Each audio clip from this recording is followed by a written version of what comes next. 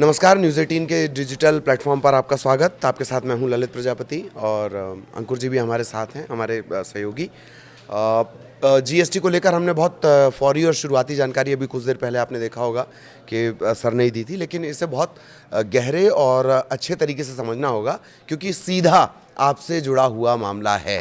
ये ऐसा रिफॉर्म है जो अब तक रिफॉर्म हो रहा है। खैर उस पक्ष पर नहीं जाएंगे, लेकिन जीएसटी कैसे सीधे आपसे जुड़ा है, किन चीज़ों में इसका असर पड़ेगा और क्या आप पर असर पड़ेगा, आज इसे बहुत आसान तरीके से हम समझेंगे। सर सबसे पहले तो कि अभी तो जीओएम ने कह दिया है कि हाँ सरकार की जो सिफारिश हम उसके साथ हैं, तो कब तक ये ज़मीन पर आने की उम्मीद है और इसे कैसे देखा जाए? देखिए, जीओएम यानी कि ग्रुप ऑफ मिनिस्टर्स ने ये सिफारिश की है। तो आमतौर पर ये माना जाता है कि अगर जीओएम के बीच में सहमति बन गई है तो जीएसटी काउंसिल में भी ये सहमति बन जाएगी। यानी कि जीएसटी काउंसिल से एक बार अगर अप्रूव हो गया तो फिर उसमें कोई दिक्कत है नहीं। तो पहला तो ये है कि ये सरकार की मंशा को दिखाता है, क्योंकि ग्रुप ऑफ मिनिस्टर्स के जो अध्यक्ष थे सम्राट चौधरी, उन्होंने इसका एक तरह से बताया कि उन्होंने सहमति बना ली आपस में मंत्रियों के समूह ने। अब अगर ये जीएसटी काउंसिल की जो बैठक अभी होने वाली है उसमें ये प्रस्ताव आता है तो इसके पास होने की उम्मीद है। अब ये रिफॉर्म, पहले तो जीएसटी अपने आप में एक बड़ा रिफॉर्म था, देश में काफ़ी उस समय बहुत सारे टैक्स थे, उनको लेके जीएसटी लाया गया था। लेकिन इस वक्त अगर ढांचे को देखें हम जीएसटी के, वो इतना स्कैटर्ड है अभी भी कि 4 स्लैब हैं। अब किस स्लैब में कौन सी चीज़ पड़ेगी, उस पर कितना टैक्स लगेगा, उसका हिसाब किताब भी रखना पड़ता है। और फिर कुछ चीज़ें ऐसी हैं कि व्यापारी बहुत परेशान हो जाता है उसका ध्यान क्योंकि रखते रिटर्न रखते। भरना उनके लिए थोड़ा मुश्किल होता है, तो वो भी एक अपने आप में एक झंझट है। दूसरा एक सवाल ये है कि जो आम आदमी से जुड़ी चीज़ें हैं, कुछ चीज़ें जीएसटी के हायर स्लैब में हैं। अब काफ़ी दिनों से मांग हो रही थी कि भाई इन जो आम आदमी से जुड़ी चीज़ें हैं उनको कम कम के स्लैब में डाला जाए, लाया जाए तो उससे बेहतर होगा। तो इसमें ही एक कमोडिटी है सीमेंट। अब सीमेंट पे भी इतना हायर टैक्स लगता है कि आम आदमी, चाहे वो गरीब हो, चाहे अमीर हो, चाहे लग्जरी हाउसिंग में हो, चाहे अफोर्डेबल में हो, सब यूज़ करते हैं। तो सीमेंट के भी सस्ते होने की उम्मीद है। इंश्योरेंस का प्रीमियम आपका, हालांकि उसको तो जीरो करने की बात हो रही है। ये देखना होगा कि अगर जीएसटी काउंसिल की बैठक होती है तो क्या उसमें जीरो हो जाता है या कम हो जाता है। लेकिन अगर 5% भी होगा तो काफ़ी बड़ी राहत होगी। यानी कि सीधा सीधा जो टैक्स है वो 3 गुना कम हो जाएगा लगभग। तो एक जो आम आदमी कोई हेल्थ बीमा लेता है, कोई जीवन बीमा लेता है, एलआईसी की बहुत सारी पॉलिसीज़ हैं जिन पे आप जीएसटी चुकाते हैं, एक वो भी है। तो ये तमाम चीज़ें हैं। अगर ये स्लैब आता है, ये एक अच्छा कदम है। 5% और 18% में चीज़ें अगर जाती हैं तो वो अच्छा है लॉन्ग टर्म में भी और कंपनियों के लिए भी। अब देखना ये भी होगा कि सितंबर तिमाही के बाद कंपनियों के मार्जिन सुधरेंगे, कंपनियां उसका फ़ायदा ग्राहकों को देंगी, कितना दे पाएंगी वो भी एक सवाल होगा। पर मोटा मोटा कुछ चीज़ें तो ज़रूर सस्ती हो जाएंगी। बिल्कुल, मोटा मोटा चीज़ें सस्ती हो जाएंगी। एक और बात भी है कि बार बार विपक्ष जो था वो इसे लेकर हमलावर भी था कि भाई फलां चीज़ आप गरीबों की बता रहे हैं और उस पर आपने 12%, 18%, 28% तक टैक्स लगा रखा है। कहीं ना कहीं वो मुद्दा भी वो एक बड़े मुद्दे की तरह हमेशा प्रेजेंट किया जाता रहा है। अब वो मुद्दा भी उनके हाथ से लगभग निकल गया। नहीं, वो बात तो है, लेकिन एक बात ये भी थी कि जीएसटी में को लेके जब शुरुआत इस कानून की हुई थी, अरुण जेटली इसको लेके आए थे, तब से जीएसटी में रिफॉर्म होते रहे हैं। तो कोई ऐसा तो नहीं है कि जीएसटी में जो कुछ है वो कोई पत्थर की लकीर है।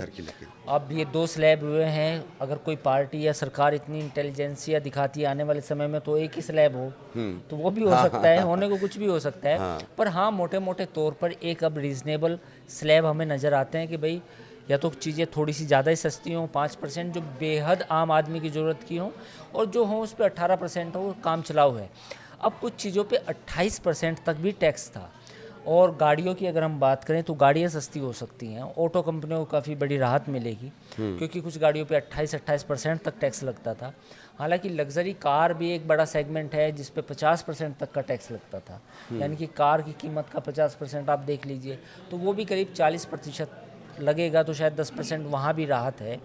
तो ये एक मुझे लगता है कि जो 15 अगस्त को प्रधानमंत्री ने जो लाल किले से अपने भाषण में जिसका जिक्र किया था, वो बात यही थी।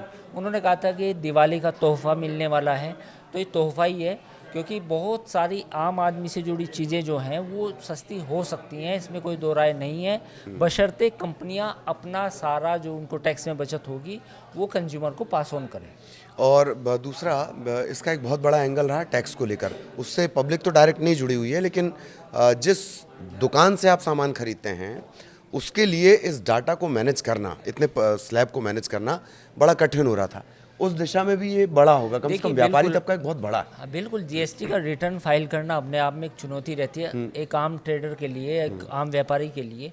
तो जाहिर है कि इसमें रिफॉर्म हो रहा है, तो हालांकि अब बहुत सारी इनपुट टैक्स क्रेडिट को लेके भी लोग सुझाव दे रहे हैं कि इसको भी या तो ख़त्म किया जाए या इसका रूप बदला जाए। तो ये तो आने वाला वक्त बताएगा, लेकिन हाँ, जीएसटी जितना सिंप्लीफाई हो उतना बेहतर है, क्योंकि आप एक आम दुकानदार अगर वो जीएसटी फाइल करता है तो उसकी काफ़ी एनर्जी, समय, फिर वो अगर और वो भी तब जबकि हमारे यहाँ दुकानदार हम ये सबके लिए नहीं कह सकते कि वो बहुत ज़्यादा पढ़े लिखे हैं या टैक्सेशन जैसी चीज़ें, कराधान जैसी चीज़ें उनके दिमाग में हाँ हैं। तो अगर वो भी किसी सीए की मदद लेते हैं तो उनकी वहाँ भी कॉस्ट बढ़ती है। तो मुझे लगता है कि ठीक है, जीएसटी में और रिफॉर्म आगे भी होने चाहिए, चाहे वो इनपुट टैक्स क्रेडिट को लेके हो या फिर किसी और चीज़ों को लेके या रिटर्न फाइलिंग को लेके। तो ये दो वो एरिया और बाकी हैं अभी जिन पर अभी काम करने की ज़रूरत है। तो ये वो चीज़ है जो सीधे आप पर असर डालेगी। इसमें हालांकि जैसे जैसे आगे चीज़ें आती जाएंगी और जैसा कि आपने अभी जिक्र भी किया, मेरा ख्याल है सारा कैलकुलेशन के बाद ही प्रधानमंत्री जी ने कहा था कि तोहफा दिवाली पे मिलेगा। वजह भी क्या है, अब मैं बता भी देता हूँ। देखिए, जीएसटी में रिफॉर्म्स की उम्मीद तो या मांग तो काफ़ी समय से थी, लेकिन आमतौर पर होता क्या है कि अगर सरकार अपनी तरफ से टैक्स घटाती है तो वो कंजम्पशन को बढ़ाना चाहती है, यानी कि वो मांग, डिमांड को बढ़ाना चाहती है। कहीं ना कहीं टैक्स की वजह से कुछ चीज़ें माफ़ कीजिए, महंगी हो चुकी है।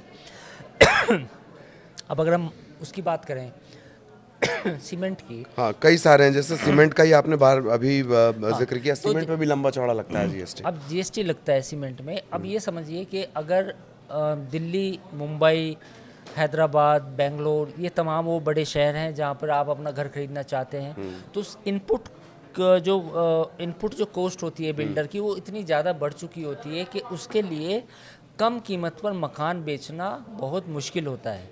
तो अगर हम रियल एस्टेट सेक्टर का एक विश्लेषण करें तो आने वाले समय में रियल एस्टेट सेक्टर में चीज़ें सस्ती हो सकती हैं। उसकी वजह क्या है? एक तो सीमेंट में घट गया, दूसरा स्टील में भी घटेगा, रेडी मिक्स कंक्रीट में भी घटेगा, रेडीमेड कंक्रीट में भी घटेगा। साथ ही इस समय जो ब्याज दरें हैं वो भी कम है।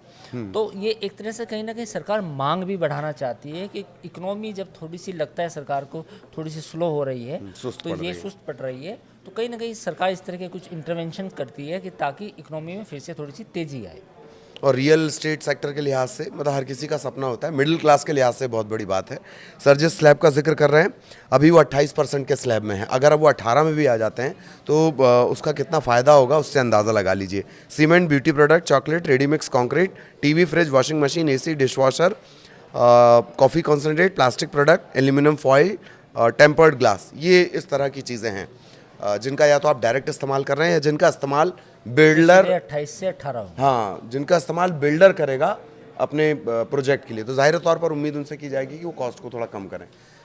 घर खरीदना आपके लिए सस्ता हो सकता है। इसे देखकर ऐसा लगता है, ये सिर्फ एक मिसाल है, एग्जाम्पल हम आपको दे रहे हैं। सभी चीज़ों पर इसका सीधा असर पड़ेगा और आगे भी इसमें जो कुछ चेंजेस आते हैं, अपडेट आते हैं इससे जुड़े हुए, वो भी हम आप तक पहुँचाएंगे। नमस्कार।